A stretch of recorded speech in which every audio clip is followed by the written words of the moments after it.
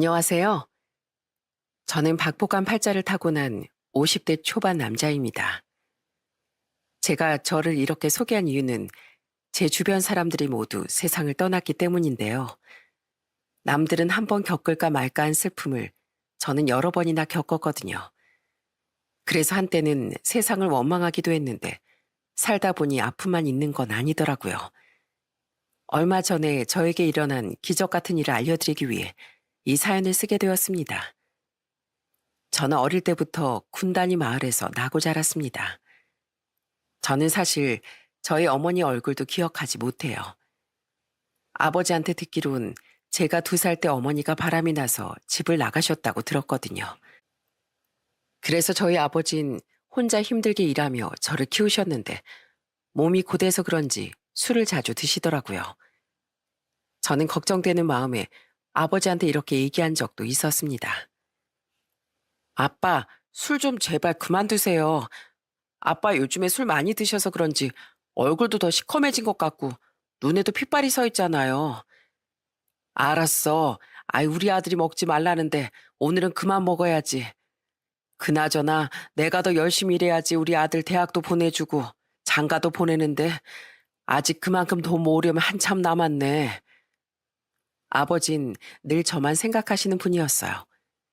그래서 저는 아버지가 돈을 조금 덜 벌더라도 고생을 그만하시고 건강을 위해 술도 끊으시길 바랬죠. 하지만 저희 아버진 점점 더 술이 늘어가셨고 제가 고등학생 땐 결국 술 때문에 병까지 생기게 되었어요. 아버진 본인이 살 날이 얼마 남지 않았다는 걸 아시곤 제 손을 잡고 이렇게 말씀하시더라고요. 경우가, 이 애비가 널 끝까지 지켜주지 못해 미안하구나. 이 애비가 없어도 공부 열심히 하고 잘 살아야 한다. 내가 뒷받침이 되어주지 못해 정말 미안하다. 결국 저희 아버진 제가 19살 때 세상을 떠나셨습니다. 그때 아버지를 더 이상 볼 수 없다는 사실에 얼마나 울었는지 모릅니다. 다행히 아버지한테서 물려받은 집과 돈이 있었기 때문에 당장 생활하는 데 문제는 없었지만 저 혼자 스스로 살아갈 수 있는 능력을 가져야겠다는 생각이 들었어요. 그래서 대학도 가지 않고 공장을 다니며 죽어라 일을 했습니다. 저는 비록 가족도 없는 혼자였지만 항상 성공하고 싶다는 꿈이 있었어요. 그래서 제가 열심히 모은 돈과 아버지가 물려주신 돈으로 20대 중반의 어린 나이에 사업을 시작하게 되었어요. 처음엔 힘들었지만 어떻게든 성공하겠다는 열망으로 열심히 했습니다. 그때 제 옆에서 절 응원하고 지켜주던 사람이 있었는데 그게 바로 제 아내였어요. 친구의 소개로 만난 아내는 저희 집과 차로 20분 거리에 군단위 마을에 살고 있었는데 나이는 저보다 3살 어렸고 미용실에서 일을 하고 있었어요. 저 아내는 둘 다 빨리 가정을 꾸리고 싶어 했기 때문에 예비 처가에 결혼 허락을 받으러 갔습니다. 그런데 예비 장인 장모님께선 제 사업이 아직 자리를 잡지 못했는데도 저를 흔쾌히 받아주시더군요. 자네, 난 자네가 아버지가 돌아가시고 나서 혼자 열심히 일해서 사업을 시작한 것만으로도 대단하다고 생각하네. 자고로 남잔 꿈이 있고 열정이 있어야 하는 법이야. 그래야 처자식도 열심히 먹여 살릴 수 있는 거거든. 사업이 안정될 때까진 힘들긴 하겠지만 그래도 우리 서정이랑 서로 의지하며 잘 지냈으면 좋겠네. 감사합니다. 저 앞으로 서정이랑 어머님 아버님한테 정말 잘할게요. 저 사위로 받아주셔서 정말 감사합니다. 그렇게 저는 25살의 나이로 아내와 결혼을 하게 되었습니다. 저희 처가 식구들이 워낙 다 좋은 분들이라 결혼 생활이 너무 즐거웠어요. 그래서 저는 쉬는 날마다 항상 아내랑 같이 처가에 갔습니다. 어머님, 아버님, 사위 왔습니다. 아이고, 우리 김서방 왔는가? 배고플 텐데 얼른 와서 밥 먹게. 내가 자네 좋아하는 음식 잔뜩 차려놨거든. 와, 어머님, 저 어머님이 해주신 반찬이라면 밥 2공기는 뚝딱 할 것 같으니까 제가 미리 한 공기 더 퍼올게요. 그래도 되죠? 그래도 되고 말고. 아이, 한 공기가 뭐야. 두 공기든 세 공기든 다섯 공기든 마음대로 먹어. 난 우리 김서방이 밥을 잘 먹어서 참 좋아. 원래 잘 먹어야 복도 잘 들어오는 거거든. 저희 장인 장모님께선 저한테 정말 잘해주셨어요. 제가 갈 때마다 항상 맛있는 음식을 챙겨주시고 저한테 칭찬 한마디라도 더 해주시는 분들이었죠. 저희 장인 장모님뿐만 아니라 저희 아내도 정말 상냥하고 다정한 사람이었습니다. 아내는 직업이 미용사라서 항상 제 머리도 직접 잘라주곤 했어요. 여보, 사업하는 사람이 머리가 지저분하게, 이게 뭐야. 명색이 와이프가 미용사인데 머리는 예쁘게 하고 다녀야지. 그런가? 내가 보기엔 이 머리도 나쁘지 않은 것 같은데. 나쁘지 않긴. 자, 얼른 앉아보세요, 손님. 손님은 저희 미용실 VIP 손님이시니까 특별히 제가 알아서 예쁘게 잘 잘라드리겠습니다. 아참, 커트비는 공짜예요. 대신 주기적으로 와주셔야 돼요. 아내는 저한테 그렇게 장난을 치면서 제 머리를 예쁘게 잘라주더군요. 저는 그렇게 아내와 잘 지내며 딸 하나, 아들 하나를 낳게 되었습니다. 역시 자식을 낳기 전엔 그 행복을 모른다더니 제가 자식을 낳아보니 세상에 이런 큰 행복도 있구나 하는 걸 깨닫게 되더군요. 저희 딸이 처음 뒤집기를 했을 땐 너무 신나서 소리를 질렀고 처음으로 아빠라는 단어를 말했을 땐 세상을 다 가진 것처럼 행복해서 눈물이 나왔어요. 여보, 방금 우리 혜진이가 나한테 아빠라고 부른 거 맞지? 그치? 혜진아, 한 번만 더 해보자. 아빠 하고 한 번만 더 해봐. 어? 아이를 한 번 낳아봤으니 둘째 땐 감동이 덜할 줄 알았는데 전혀 그렇지 않더군요. 저희 둘째 아들이 태어났을 때도 얼마나 기뻤는지 모릅니다. 여보, 우리 준수 눈매가 나랑 정말 닮은 것 같지 않아? 난 세상에 내 핏줄 이어받은 아이가 있다는 게 너무 신기해. 나 우리 애들은 꼭 남부럽지 않게 키울 거야. 내가 더 열심히 일해서 하고 싶은 거 다 하게 해줄 거라고. 아내가 행운의 여신이라도 되는 건지 아내와 결혼하고 나서 제 사업도 점점 잘 돼갔습니다. 처음엔 직원을 딱 한 명 두고 시작했던 사업이었는데 이젠 직원도 5명 넘게 두고 그래도 제 또래 사람들보다 꽤 많이 벌게 되었어요. 이게 다 저희 아내와 처가 식구들이 응원해준 덕분이었습니다. 그런데 제가 너무 큰 욕심을 냈던 걸까요? 이대로 저희 애들이랑 행복하게 지내기만을 바랬는데 생각지도 못한 불행이 찾아오고 말았습니다. 이제 막 5살이던 저희 둘째 아들이 어느 순간부터 툭 하면 다리에 멍이 들고 늘 기운이 없어 보이는 거예요. 그렇게 좋아하던 장난감도 가지고 놀지 않고 이유도 없이 구토를 하기도 했죠. 저는 너무 걱정되는 마음에 아내에게 이렇게 얘기했습니다. 여보, 우리 준수 아무래도 이상한 것 같아. 동네 병원 말고 큰 병원 가서 정밀 검사를 좀 해보자. 내가 봤을 땐 이거 그냥 넘어가면 안 될 일인 것 같단 말이야. 그렇게 큰 병원에서 검사를 해본 저희 부부는 청천벽력 같은 소식을 듣고 말았습니다. 5살밖에 안 된 저희 둘째 아들이 백혈병이라는 소아암에 걸렸다는 거예요. 그 얘기를 듣고 저희 장인 장모님도 얼마나 많이 우셨는지 몰라요. 아이고, 이 불쌍한 거. 이 조그만 게 아플 데가 어디 있다고 그런 큰 병에 걸리냔 말이야. 그 이후 저희 둘째 아들은 투병 생활을 시작했습니다. 저희 아들이 주사를 맞으면서 아파서 우는데 가슴이 갈기갈기 찢어지는 것 같더라고요. 준수야, 우리 조금만 힘내보자. 아픈 주사도 씩씩하게 맞으면 다시 건강해질 수 있어. 그러면 우리 준수 좋아하는 과자도 마음껏 먹을 수 있고 놀러 가고 싶은 곳도 다 갈 수 있어. 진짜요? 진짜 주사도 잘 맞고 약도 잘 먹으면 다 나을 수 있어요? 당연하지. 우리 준수 씩씩한 어린이니까 그렇게 할 수 있지? 아빠는 우리 준수 믿어. 준수 나중에 멋진 어른이 될 거니까 이 정도 아픔은 다 이겨낼 수 있을 거야. 아들은 독한 약을 먹고 부작용으로 토를 하기도 하고 피부에 발진이 일어나 고생을 한 적도 있었습니다. 그래도 저희 아들은 그 어린 나이에도 정말 씩씩했어요. 한 번은 스케치북에 그림을 그려서 저랑 아내한테 보여주더라고요. 엄마, 아빠, 나 우리 가족 그렸어요.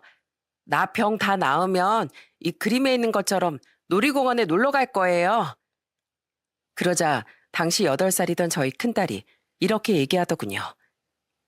준수야, 너 병 다 나으면 누나랑 같이 놀이공원에 가서 재밌는 거 많이 타자. 너 회전목마 알아? 누나랑 나중에 회전목마 탈래? 비록 아들의 상태는 점점 더 나빠져 갔지만 그래도 아들이 꿋꿋하게 이겨내고 있어서 정말 대견했습니다. 그런데 같이 입원했던 다른 환자들을 볼 때마다 만감이 교차하더군요. 완치돼서 나간 아이를 볼 땐 우리 아들도 저렇게 될 수 있다는 희망이 생겼다가도 치료 끝에 세상을 떠난 아이를 봤을 땐 절망적인 기분에 휩싸이기도 했습니다. 하지만 저희 아들 앞에서 강한 모습을 보이기 위해 힘들어도 티를 내지 않았죠. 그런데 아들이 투병 생활을 시작한 지 1년이 좀 안 됐을 때였습니다. 하루는 아들이 저희 아내한테 이렇게 얘기하더라고요. 엄마, 나 나중에 다 나오면 동물원에 놀러 갈래요. 그리고 겨울엔 눈썰매도 타고 싶고요. 엄마, 아빠랑 누나랑 다 같이 크리스마스 트리도 만들고 싶어요. 뭐? 크리스마스 트리?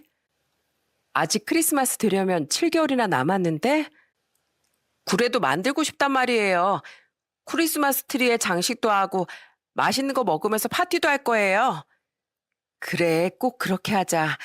엄마가 우리 준수한테 세상에서 제일 멋진 파티 열어줄게. 하지만 저희 아들은 크리스마스를 불과 17일 남기고 결국 세상을 떠나고 말았습니다. 그 어린 것이 힘든 병만 싸우다가 결국엔 이겨내지 못하고 하늘의 별이 된 겁니다. 저희 가족들은 너무 슬퍼서 하루도 빠짐없이 눈물로 보내야 했습니다. 아내도 맨날 아들의 영정사진을 끌어안고 울더라고요. 준수야, 엄마가 미안해. 엄마가 건강하게 낳아줬어야 하는데 아프게만 해서 정말 미안해. 준수야, 다음 생에도 꼭 엄마 아들로 태어나 줄 거지? 그렇게만 해주면 엄마가 내 목숨 다 바쳐서라도 우리 준수 꼭 행복하게 해줄게. 그러니까 우리 다음에 꼭 만나자. 어? 저 역시도 아들이 떠나가고 나서 한동안 제정신이 아니었어요. 아들이 갖고 놀던 장난감을 보면 눈물이 터져 나오고 길을 지나가다가도 저희 아들 또래 어린 아이들만 보면 가슴이 철렁하더라고요.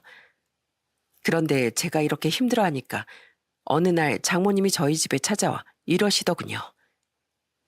김서방, 많이 힘들지? 나도 이렇게 가슴이 찢어지고 밤마다 우리 손주 얼굴이 떠올라서 잠을 잘 수가 없는데 아빈 자네는 얼마나 힘들겠는가. 어머님, 저 진짜 미칠 것 같아요. 우리 준수 아직 학교도 못 들어가 본 어린애였잖아요. 그런데 아직 세상을 제대로 살아보지 못한 우리 준수가 이렇게 떠나버리는 게 말이나 됩니까? 말이 안 되지. 당연히 말이 안 되고 말고. 그런데 김서방, 자네한텐 자식이 준수만 있는 게 아니라 혜진이도 있지 않은가? 준수는 안타깝게도 먼저 하늘로 떠났지만 남은 혜진이는 잘 키워야지. 자, 이거 내가 자네 먹으라고 삼계탕 끓여온 건데 이거라도 먹고 힘 좀 내보게. 자네가 이 집안의 기둥이기 때문에 자네가 먼저 기운을 차려야 돼. 내 말 무슨 말인지 알지?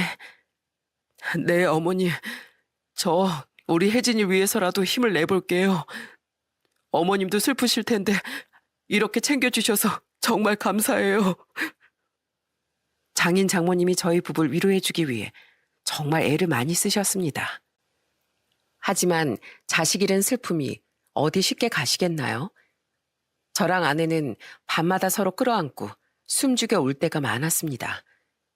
그런데 한 번은 아내랑 같이 또 울고 있었는데 저희 딸이 방문을 똑똑 두드리고 들어오더라고요. 엄마, 아빠, 오늘도 또 울고 있었어요? 그러자 아내가 손등으로 눈물을 훔치고선 일부러 밝게 웃으면서 이렇게 얘기하더군요. 아니야. 엄마랑 아빠 울지 않았어. 그냥 눈에 뭐가 들어가서 그런 거야. 거짓말하지 마요. 나 그렇게 어린애 아니거든요. 엄마랑 아빠가 밤마다 맨날 몰래 울고 있는 거 다 알고 있어요. 그런데 엄마, 지난번에 나한텐 준수가 하늘나라에 가서 아프지도 않고 맨날 웃으면서 지낼 거라고 했잖아요. 그런데 엄마랑 아빠가 이렇게 맨날 울고 있으면 준수가 웃을 수 있겠어요? 그러니까 우리 준수를 위해서라도 웃으면서 지내요. 네? 그래. 우리 혜진이 말이 다 맞네. 준수를 위해서라도 우리가 웃으면서 지내야지.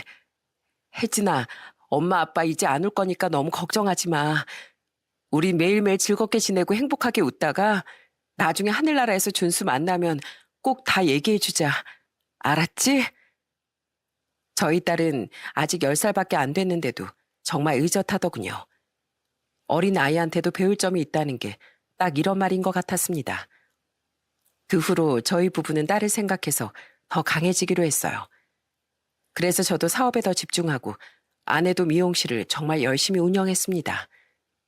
그렇게 제 사업도 점점 더 잘 돼가고 완벽히는 아니지만 그래도 저희 집에 어느 정도 웃음도 되찾게 되었어요. 그래서 저는 당시 중학생이던 딸한테 이렇게 얘기했습니다. 혜진아, 아빠 이제 돈 잘 버니까 너 하고 싶은 공부 있으면 언제든지 얘기해. 아빠가 학원이든 뭐든 다 보내줄게. 에이, 아빠, 나 학원 안 다녀도 공부 잘하거든요. 나 학원 보내줄 돈 있으면 아빠 양복이나 하나 더 사 입으세요. 사업하신다는 분이 맨날 똑같은 옷만 입고 이게 뭐예요? 저희 딸은 아내를 닮아서 그런지 정말 애교도 있고 상냥한 성격이었어요. 눈에 넣어도 아프지 않을 그런 딸이었죠. 그래서 저는 딸한테 제가 할 수 있는 모든 걸 다 해주고 싶었습니다. 하지만 세상은 왜 이렇게도 가혹한 걸까요? 한번 잘 되기 시작한 사업이 계속 승승장구할 줄만 알았는데 어느 순간부터 바닥으로 떨어지기 시작하더군요. 여보, 진짜 미안해. 이번 달에도 남는 게 없네.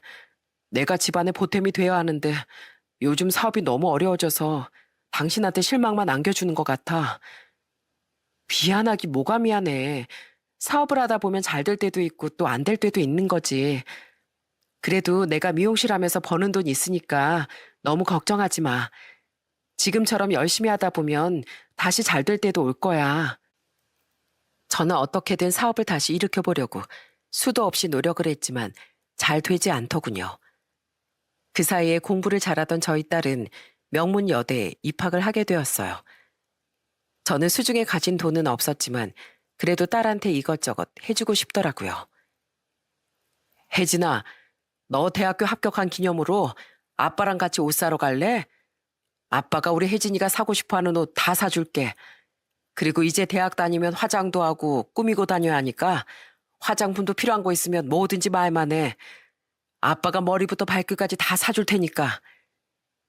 하지만 착한 저희 딸은 제가 부담스러워할까봐 딱 필요한 거 몇 가지를 빼곤 더 이상 얘기하지 않더군요.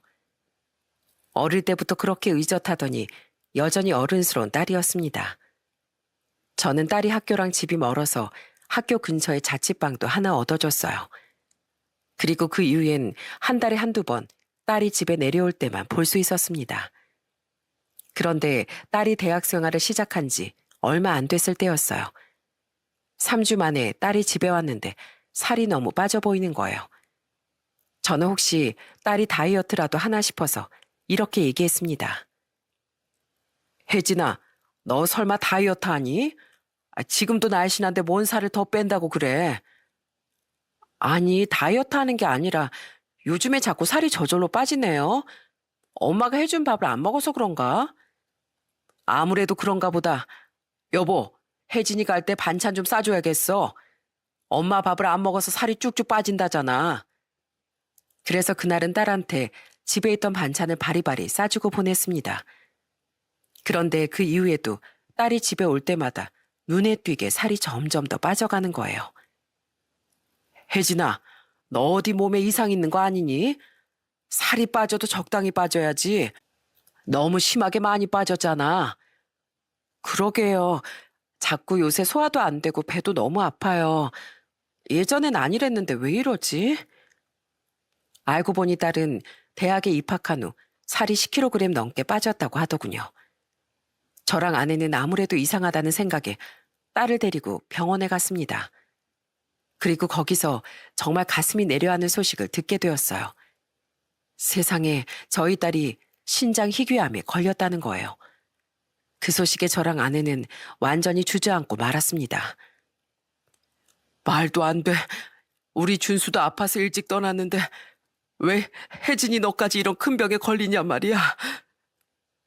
아들을 큰 병으로 인해 떠나보내고 나서 이제야 잘 살고 있다고 생각했는데 딸까지 큰 병에 걸렸다고 하니까 정말 믿어지지 않더군요. 저는 세상이 저를 골려주려고 작정했나 하는 생각까지 들었어요. 하지만 주저앉아 있는다고 해서 해결되는 건 아무것도 없었습니다. 그때부터 아내는 미용실을 그만두고 딸을 간호하기 시작했고 저는 병원비와 약값을 구해보려고 여기저기 알아보기 시작했어요. 당시 제 사업이 거의 부도나기 직전이라 직원들 월급 줄 돈도 없었거든요. 하필이면 저희 딸이 걸린 병이 희귀암이라 기존에 있던 약이 아닌 신약을 써야 돼서 의료보험이 안 된다고 하더군요. 3주에 한 번씩 맞아야 되는 주사비는 한 번 맞을 때마다 400만 원이 넘었고 먹는 약도 3주에 150만 원이었어요. 약값이랑 주사비만 1년에 1억 원 가까이 되고 거기에 입원비랑 검사비 같은 것까지 하면 무지막지한 돈이 들겠더라고요. 저는 대출도 잘 나오지 않아 주변 사람들한테 돈을 빌리기 시작했습니다.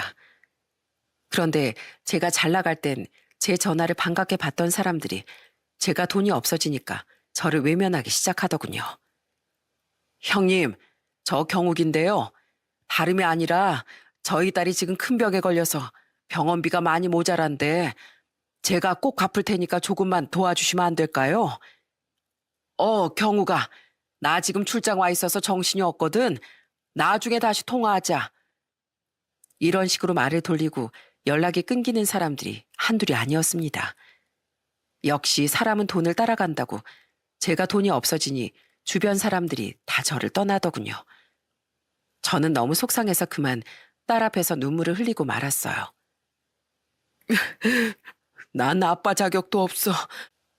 딸이 다 죽어가는데 치료비 하나 마련 못하고 나 같은 건 아빠도 아니야. 아빠, 울지 마요. 아빠가 우리 가족 먹여 살리려고 사업하다가 잘 안 된 건데 그게 아빠 잘못은 아니잖아요. 나 돈 없어서 치료 못 받는다고 해도 아빠 원망 안 해요. 아빠가 그동안 우리를 위해서 얼마나 고생했는지 내가 뻔히 아는데 내가 겨우 그런 걸로 아빠를 원망하겠어요? 그러자 옆에 있던 아내도 저한테 이렇게 얘기하더군요. 여보, 우리 혜진이 치료비 당신이 못 구하면 내가 구하면 돼. 내가 어떻게든 알아볼 테니까 당신은 걱정하지 말고 있어. 저는 가장으로서 가족들한테 힘이 되어주지 못한다는 게 너무 미안하더군요. 그래서 어떻게든 돈을 벌어야겠다는 생각에 사업을 그만두고 지방에 내려가 건설 현장에서 일을 하고 대리운전도 뛰면서 아내한테 돈을 보냈어요. 아들이 일찍 떠났기 때문에 딸만큼은 꼭 살리고 싶었거든요. 그런데 하루는 2주 만에 집에 올라갔는데 아내가 저한테 이러더라고요. 여보, 내가 치료비 좀 구해왔으니까 너무 무리하지 마. 이러다가 당신까지 쓰러져. 뭐? 당신이 그 돈 어디서 구해왔는데? 우리 엄마가 해주셨어. 그러니까 괜히 악자까지 돈 번다고 무리하지 말고 쉬면 살아 말이야. 저는 장모님이 돈을 빌려주셨다는 말에 너무 감사하더라고요. 그래서 처가에 찾아가 장인 장모님한테 감사하다고 인사를 했습니다. 어머님, 아버님, 정말 죄송하고 감사합니다. 저희 딸 치료비는 제가 마련해서 했는데 이렇게 손 벌리게 돼서 정말 죄송해요. 그래도 돈 빌려주신 덕분에 어느 정도 부담은 덜었습니다. 그러자 장인어른이 깜짝 놀라며 이렇게 얘기하더군요. 자네 지금 무슨 소리 하는 거야? 우리가 돈을 빌려줬다고? 그런데 옆에 있던 장모님께서 장인어른의 말을 뚝 자르시더니 이렇게 말씀하시더군요. 맞네, 맞아. 내가 그 돈 빌려줬어. 우리 손주 병원비인데 당연히 우리가 빌려줘야지. 저는 그 모습을 보고 장모님이 장인어른 몰래 돈을 빌려주신 건 줄 알았습니다. 그런데 그 이후에도 아내가 자꾸 지인들한테 빌렸다면서 돈을 가져왔어요. 제 주변엔 돈 빌려주는 사람이 아무도 없었는데 아내가 워낙에 인간관계가 좋은 덕분인지 여기저기서 많이 빌려주나 보더라고요.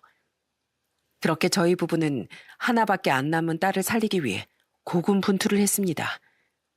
하지만 정말 불행하게도 저희 딸은 3년 만에 결국 암을 이겨내지 못하고 세상을 떠나게 되었어요. 그때 아내는 정말 미친 사람처럼 큰 소리로 울더라고요.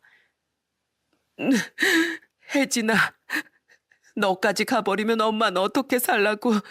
제발 가지 마. 엄마가 이렇게 빌게. 엄마가 무릎 꿇고 싹싹 빌 테니까 제발 다시 돌아와 주라. 제발. 사람 사는 게 이렇게 허망할 수가 있나요? 자식 둘을 모두 다 잃은 이 심정을 겪어보지 못한 분들은 아마 모르실 겁니다. 옛말에 자식을 잃은 슬픔이 창자가 다 끊어지는 아픔이라고 하죠. 저희 부부는 그걸 2번이나 겪었으니 아주 사는 게 아니었습니다. 저 역시도 너무 비통한 마음에 허공을 향해 소리도 질러보고 사람들이 쳐다보고 말건 길에서 엉엉 울기도 했어요. 하지만 아무리 슬퍼도 저희 부부에겐 해결해야 될 게 남아 있었습니다. 아내가 지인들한테 빌려온 돈을 갚아야 했거든요. 그래서 저는 딸을 잃은 슬픔에 매일 밤 울면서도 지방에 내려가 계속 건축 현장에서 일을 했습니다. 그리고 2주에 한 번씩 집에 올라갔어요.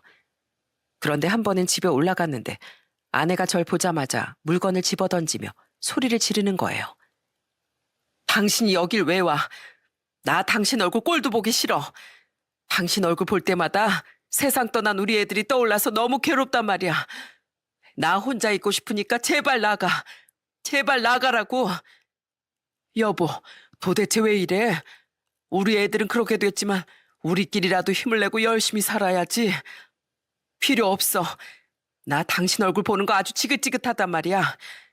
맨날 노가다 현장에서 일하느라 얼굴 시커매진 것도 보기 싫고 손바닥에 굳은 살 베긴 것도 아주 꼴 보기 싫어 죽겠어. 그러니까 나가. 나 혼자 있고 싶다니까. 그때까진 아내가 슬픔을 견디지 못해 저한테 그걸 쏟아내고 있는 거라고 생각했어요. 그런데 시간이 지날수록 점점 그게 아닌 것 같더군요. 예전엔 수수하게 다니던 저희 아내가 어느 순간부터 짙은 화장을 하고 다니고 안 뿌리던 향수까지 뿌리는 거예요. 게다가 집에 못 보던 옷까지 있더라고요. 그래서 한 번은 도대체 요새 뭐라고 돌아다니냐고 물어보니까 아내가 이렇게 얘기하더군요. 내가 뭘 하고 다니든 당신이 무슨 상관이야? 내 인생이니까 내가 알아서 해. 당신은 그냥 다시 내려가서 맨날 하던 막노동이나 해. 아낸 그 이후에도 저랑 연락도 잘 안 되고 오랜만에 저를 봐도 맨날 짜증만 내기 일쑤였습니다. 예전에 제가 알던 착하고 다정하던 아내는 완전히 사라져 있었어요. 그런데 딸이 세상을 떠난 지 1년쯤 됐을 때였습니다. 또 지방에서 일을 하고 2주 만에 집에 돌아갔는데 저희 집 앞에서 깜짝 놀랄 만한 광경을 보게 되었어요. 세상에 어떤 남자가 저희 집에서 나오고 있는 겁니다. 처음엔 제가 다른 집이랑 착각한 줄 알았는데 아무리 봐도 저희 집이 맞더라고요. 저는 그제서야 그동안 아내가 왜 행동이 이상해졌는지 퍼즐이 맞춰지는 기분이었습니다. 그래서 저는 집에 들어가 아내한테 이렇게 얘기했어요. 당신, 방금 우리 집에서 나간 그 남자 누구야? 나 없을 때 도대체 어떤 놈을 우리 집에 들이는 거냐고? 그러자 아내는 처음엔 깜짝 놀란 표정을 짓더니 이내 아무렇지도 않은 말투로 이렇게 얘기하더군요. 아, 들켰네. 여보, 미안한데 나 만나는 사람 있어. 그러니까 우리 이혼하자. 뭐라고? 당신 지금 나 몰래 바람 피우고 있었다는 얘기야? 그래, 나 딴 남자 만나고 있었어. 나 솔직히 당신이랑 사는 거 너무 지긋지긋해. 당신처럼 능력 없는 사람 아주 이골이 난다고. 우리 딸이 이렇게 된 것도 다 당신 탓이야. 당신 능력이 있었으면 우리 딸 더 좋은 약 쓰고 낳을 수도 있었던 거잖아. 뭐라고? 그래서 우리 딸이 그렇게 된 게 다 나 때문이니까 나랑 이혼하겠다는 거야? 당신 원래 이런 사람 아니었잖아. 여태까지 우리 애들 그렇게 되는 동안 나랑 서로 의지하면서 같이 힘내왔었잖아. 그런데 갑자기 딴 남자를 만나는 건 뭐고 이혼하자는 얘기는 뭔데? 무슨 말인지 못 알아들어? 나 당신이랑 살기 싫다니까. 나도 당신같이 능력 없는 남자 말고 돈 많은 남자 만나서 새 출발할 거야. 어차피 이제 우리 사이에 자식도 없잖아. 그럼 그냥 이혼 도장 찍고 갈라서기만 하면 끝 아니야? 나 솔직히 여태까지 당신이랑 살면서 숨 막혀 죽는 줄 알았어. 당신 사업은 망해가지. 우리 딸은 아프지. 그 사이에서 나 혼자 아등바등 하느라 너무 힘들었다고. 그러니까 나도 이제 제발 숨 좀 쉬고 살아보자. 나도 사람답게 좀 살아보자고. 내가 능력이 없는 건 진짜 미안해. 그런데 아무리 그래도 이건 아니잖아. 아무리 내가 싫어도 그렇지. 어떻게 다른 남자랑 바람을 피울 수가 있어? 저는 아내가 저를 두고 바람을 폈다는 사실을 믿을 수가 없어 계속 아내를 설득해 보려고 했습니다. 하지만 아내는 저랑 이혼하겠다는 생각이 정말 완강하더군요. 그런데 제가 쉽게 받아들이지 않자 아내가 마지막으로 저한테 이렇게 얘기하더라고요. 여보, 아니 김경욱 씨, 제가 이렇게 마지막으로 부탁드릴게요. 우리 그동안 너무 힘들었잖아요. 제발 이 힘든 고리 끊어내고 각자 인생 삽시다. 제가 이렇게 부탁할게요. 제발요. 아내가 마치 남한테 얘기하듯 존댓말까지 하며 그렇게 얘기하자 저는 순간 심장이 쿵하고 내려앉는 기분이 들더군요. 아내가 그렇게까지 간곡하게 부탁할 정도로 제가 못난 남자였구나 하는 생각이 들었어요. 그렇게 착하디 착한 아내를 이렇게 만든 게 저인 것 같아 너무 미안하더라고요. 그래서 저는 결국 아내를 놓아주기로 했습니다. 그 후 아내가 저랑 이혼하고 짐을 싸서 집을 떠나던 날 저한테 이렇게 얘기하더군요. 나 이제 갈게. 나 이제부터 당신이랑 살 때와는 다르게 호강하면서 살 거야. 나 지금 만나는 남자가 돈도 많고 능력도 좋거든. 그러니까 당신도 나 같은 여잔 있고 좋은 사람 만나서 큰 소리 치며 잘 살아. 아내는 그 말을 끝으로 뒤돌아서 매정하게 가버리더군요. 솔직히 아내한테 배신감이 안 들었다면 거짓말입니다. 하지만 거울 속 제 모습을 보니 너무 초라하더군요. 노가다 작업복에 매달 빚 갚느라 통장에 30만 원도 없는 저 같은 남자를 어떤 여자가 좋아하겠어요? 그래서 한편으론 아내한테 미안하면서도 또 한편으론 너무 화가 났습니다. 저희 어머니도 바람이 나서 절 버리고 갔는데 이제는 제 아내까지 다른 남자와 바람을 피워 저를 떠났다는 사실에 분노가 치밀어 올랐어요. 저는 세상 모든 사람이 바람을 피워도 저희 아내만큼은 안 피울 거라고 생각했거든요. 그 후 저는 가족을 모두 잃었다는 사실에 더 이상 한국에 있고 싶지도 않더군요. 그래서 전처와 이혼을 한 후 바로 싱가포르로 떠났어요. 주변 사람들한테 이혼했다는 사실도 얘기하지 않고 그냥 저 혼자 조용히 사라졌습니다. 그리고 그때부터는 싱가포르에서 열심히 일만 하면서 살았어요. 솔직히 힘들기도 정말 힘들었습니다. 자식 둘은 병으로 세상을 떠났지, 아내는 바람을 펴서 이혼했지. 어떤 사람이 이런 상황에서 제정신으로 있을 수 있겠어요? 하지만 전 어떻게 해서든지 삶을 이어나가려고 어금니를 꽉 깨물고 노력했습니다. 한 번씩 저희 애들 사진을 보면서 이렇게 얘기하기도 했어요. 혜진아, 준수야, 하늘나라에서 잘 지내고 있지? 아빠가 엄마랑 같이 잘 지내는 모습 보여줘야 되는데 그러지 못해서 정말 미안해. 나중에 하늘나라에서 만나면 아빠가 그동안 못해줬던 거 다 해줄 테니까 꼭 기다려줘. 알았지? 그렇게 저는 저희 애들과 일만 생각하며 하루하루 열심히 일했습니다. 그렇게 살다 보니 어느덧 타국 생활에 적응도 되고 돈도 조금씩 다시 모을 수 있게 되었어요. 어느새 정신을 차려보니 제가 싱가포르에 온 지도 벌써 5년이 되어 있더라고요. 저는 그제야 한국에 한번 들어가 봐야겠다는 생각을 했습니다. 그동안 저희 아버지의 산소를 돌보지 못했던 게 너무 죄송했거든요. 그렇게 5년 만에 벌초를 하기 위해 한국에 들어왔는데 마침 그날이 전처의 생일이더라고요. 이제 부부는 아니지만 애들 엄마 아빠로서 가끔 연락은 하고 싶다는 생각에 전처에게 전화를 했습니다. 그런데 전화번호를 바꿨는지 없는 번호라고 나오더군요. 그래서 전처가 잘 살고 있는지 궁금한 마음에 전 장모님한테 전화를 했는데 전 장모님도 전화를 받지 않으셨어요. 그래서 저는 어차피 아버지 산소가 전처가랑 20분 거리밖에 안 돼 벌초를 하기 전에 전처가에 방문했습니다. 전 장모님은 절 보자마자 깜짝 놀라시더군요. 아니, 자네가 여긴 어쩐 일인가? 어머님, 그동안 잘 지내셨어요? 저 외국에 나갔다가 오랜만에 한국에 들어왔는데 애들 엄마도 전화를 안 받고 어머님도 안 받으시길래 그냥 무작정 이렇게 찾아왔어요. 그나저나 애들 엄만 요새 잘 지내나요? 이혼은 했지만 그래도 안부 정도 묻고 살고 싶어서요. 그러자 장모님은 당황하셨는지 한동안 말씀이 없으시더니 한숨을 푹 쉬며 이렇게 말씀하시더군요. 우리 서정이 이제 세상에 없네. 2년 전에 교통사고로 세상을 떠나버렸어. 저는 순간 제가 뭘 잘못 들은 줄만 알았습니다. 세상에 잘 살고만 있는 줄 알았던 전처가 교통사고로 세상을 떠났다니요.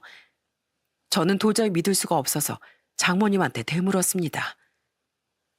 어머님, 그게 무슨 말씀이세요?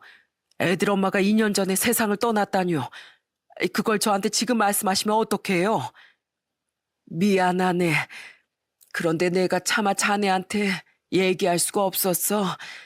자네가 우리 딸이랑 이혼해서 어차피 남남이고 우리 딸은 자네를 두고 바람 피운 죄인이지 않은가. 그런데 내가 무슨 면목으로 자네한테 그런 얘기를 하겠는가. 그래도 그건 아니죠, 어머니. 한땐 저랑 같이 살았던 아내고 저희 애들 엄마인데 그런 일이 있었으면 당연히 저한테도 알려주셨어야죠. 어머님, 그래서 애들 엄마 지금 어디에 있는데요? 산소에 묻혀 있는 겁니까? 아니면 납골당에 있는 거예요? 어딘지 위치라도 가르쳐 주세요. 저 마지막 인사도 못했는데 인사라도 하게 제발 가르쳐 주시라고요. 그건 안 되겠네. 우리 딸은 자네한테 인사받을 자격도 없는 애야. 그러니까 그냥 오늘 얘기 못 들은 걸로 치고 자넨 자네 인생을 살게. 우리 딸도 아마 그걸 바랄 거야. 어머님, 그런 게 어디 있어요? 제발 알려주세요. 네? 하지만 장모님은 끝까지 납골당이나 산소 위치도 절대 안 가르쳐 주시더군요. 그래서 저는 허망한 마음으로 장모님 댁을 나왔습니다. 세상에 이제야 전처에 대한 원망이 어느 정도 사라지고 안부 정도나 물으며 지내려고 마음먹었는데 이렇게 말도 없이 이미 세상을 떠났을 줄 누가 알았겠냐고요. 아버지의 산소를 벌초하면서도 지금의 현실이 믿겨지지 않아 몇 번이나 하늘을 올려다보며 한숨을 내쉬었는지 모릅니다. 마치 제가 전생에 큰 죄라도 저질러 제 주변 사람들이 다 떠나가는 건 아닐까 하는 생각까지 들었습니다. 그렇게 벌초를 다 마치고 산에서 내려왔는데 갑자기 길가에서 익숙한 목소리가 들리더군요. 어? 너 경욱이 아니야? 너 되게 오랜만이다. 그건 바로 제 고향 친구 호철이었습니다. 저도 반가워서 인사를 했는데 호철이가 대뜸 저한테 이런 얘기를 하더라고요. 야, 경욱아, 너 외국에 나갔었다며? 그런데 갈 거면 네 마누라도 데려가지. 왜 네 마누란 여기 놔두고 혼자만 갔다 왔냐? 나 5년 전에 와이프랑 이혼했어. 내가 얘기를 안 해서 몰랐구나. 아, 그래? 난 그런 줄 몰랐지. 그나저나 네 전처 되게 아픈 것 같던데. 아니, 내가 2달 전인가? 우리 와이프랑 병원에 갈 일이 있어서 갔는데 거기에 네 전처가 있더라고. 난 네가 외국으로 떠났다는 얘긴 들었는데 와이프는 여기 있길래 이상하다고 생각하고 있었지. 저는 순간 친구의 말을 듣고 뒤통수를 맞은 듯 멍해졌습니다. 장모님이 말씀하시길 제 전처는 분명히 2년 전에 세상을 떠났다고 했으니까요. 호철아, 너 지금 그게 무슨 말이야? 내 전처를 2달 전에 네가 봤다고? 네가 잘못 본 거 아니고? 아유, 아니라니까. 내가 기억력이 얼마나 좋은데 그 얼굴도 기억 못 하겠냐? 우리 전에 몇 번 같이 식사도 했었잖아. 말도 안 돼. 그 사람은 이미 2년 전에 죽었단 말이야. 호철아, 너 그때 갔던 병원 이름이 뭐야? 나 아무래도 직접 가서 확인해 봐야겠어. 얼른 말해줘, 얼른. 그렇게 저는 친구가 말해준 병원으로 바로 달려갔습니다.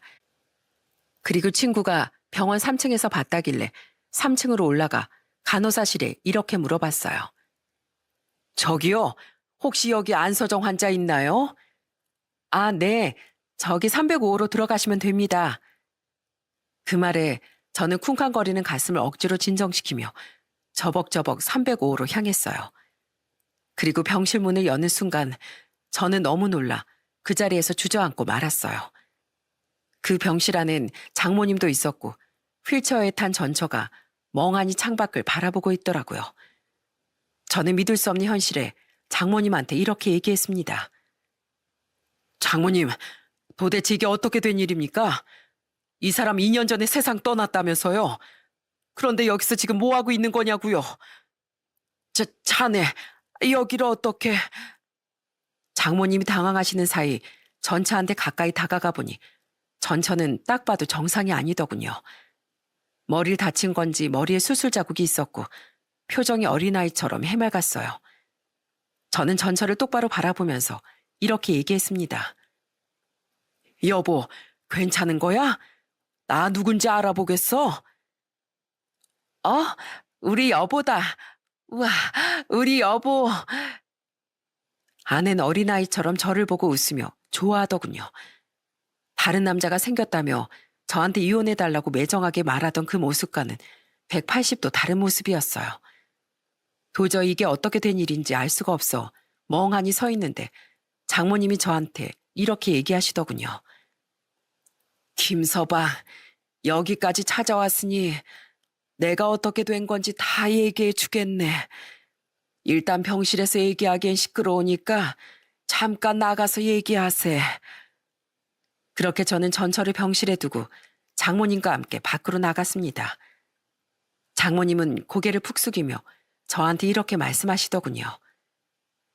내가 자네한테 거짓말해서 정말 미안하네. 우리 딸이 부탁한 거라 어쩔 수가 없었어. 어머님, 이게 도대체 어떻게 된 일이에요? 애들 엄마가 어머님한테 뭘 부탁했는데요?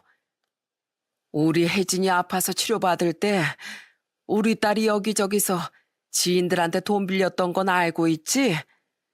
그런데 자네도 알겠지만 병원비가 한두 푼이 아니었지 않은가. 우리 딸이 그렇게 빌린 돈을 갚지 못해서 사채까지 쓰며 돌려막기를 하다가 도저히 안 되겠는지 술집에서 일을 하게 됐다고 하더라고. 자넨 지방에 내려가 건축 현장에서 막노동하고 대리운전까지 뛰는데 자기 혼자 가만히 있을 수는 없다면서 결국엔 그런 일까지 하지 뭔가. 뭐라고요? 어머님, 그게 사실이에요? 아니, 돈이 없으면 없는 거지 왜 그런 일까지. 그만큼 우리 딸이 혜진이를 살리고 싶었던 게지. 그런데 그게 떳떳하지 못한 일이다 보니 자네한텐 도저히 말할 수가 없었다고 하더라고. 자네가 알게 되면 우리 딸을 끔찍하게 생각하고 사람으로 안 볼까 봐 나한테 제발 비밀로 해달라고 했어. 그런데 마침 사채업자가 집에 들이닥쳤는데 그걸 자네가 봤다고 하더라고. 그래서 우리 딸이 그 핑계로 바람 났다고 거짓말하고 자네랑 이혼한 거야. 저는 장모님의 얘기를 듣고 정말 기절초풍하는 줄 알았습니다. 알고 보니까 전처는 병원비를 마련하기 위해 저 몰래 술집에서까지 일을 하고 저한테 그 사실을 들키고 싶지 않아 여태까지 비밀로 했던 거였대요. 게다가 저희 딸이 세상을 떠나고 나선 자기가 술집에서 일한다는 사실이 저한테 미안하기도 하고 저한테 빚을 전가하고 싶지 않다는 마음에 바람이 났다는 핑계로 저한테 이혼을 요구한 거였더군요. 장모님은 그 모든 사실을 알고 계셨지만 전처가 제발 저한테 말하지 말아달라고 신신당부라는 통에 여태까지 말씀을 못하셨다네요. 제가 너무 충격을 받아 아무 말도 못하자 장모님께선 저한테 이렇게 얘기하시더군요. 우리 딸이 자네랑 이혼하고 나선 술집 일을 그만두긴 했어. 도저히 부끄러고 자괴감 느껴서 못하겠다고 하더라고. 그 이후에 빌린 돈을 갚기 위해 하루에 4시간씩 자면서 얼마나 힘들게 일했는지 몰라. 그러다가 빚을 다 거의 갚았는데 새벽에 출근하면서 교통사고가 나는 바람에 저렇게 된 거야. 아까 봤겠지만 다리를 심하게 다쳐서 휠체어 신세를 져야 하고 뇌 손상으로 지적장애 판정까지 받게 되었어. 사실 이렇게 된 게 그렇게 오래된 일은 아니고 5개월 전에 있었던 일이라네. 뭐라고요? 어머님, 이런 일이 있었으면 저한테 말씀을 해주셨어야죠. 전 애들 엄마가 혼자서 이렇게 모든 짐을 짊어진 줄도 모르고 그동안 절 배신했다고 원망해왔단 말이에요. 저렇게 착한 사람을 미워하기만 하고 제가 미안해서 어떻게 살아요? 네? 미안할 거 없네. 다 우리 딸이 원해서 그렇게 한 거니까. 나도 자네를 아들로 생각했기 때문에 우리 딸 의견을 존중해 준 거야. 자네도 그동안 자식을 둘이나 잃으며 엄청 힘들지 않았는가. 자네라도 그 슬픔을 이겨내고 잘 살 수 있다면 다행이라고 생각했었네. 어머니, 그래도 이건 아니죠. 저 이거 다 알게 된 이상 이제 더는 그 사람 곁을 안 떠날 거예요. 절 위해서 이렇게 희생해준 애들 엄마 곁을 제가 끝까지 지켜줄 거라고요. 그러니까 앞으로는 절 위한답시고 거짓말하지 마시고 제가 그 사람 옆에 있게 해주세요. 네? 그래, 자네 뜻이 그렇다면 그렇게 해야지. 이렇게 돌아와줘서 정말 고맙네. 정말 고마워. 그 후 저는 아예 한국으로 들어와 아내의 발이 되어주기로 했습니다. 아내가 절 위해 그동안 고생하고 헌신했으니 이번엔 제 차례라고 생각했어요.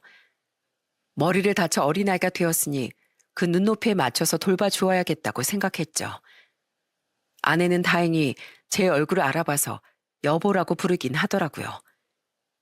여보, 나 배고파.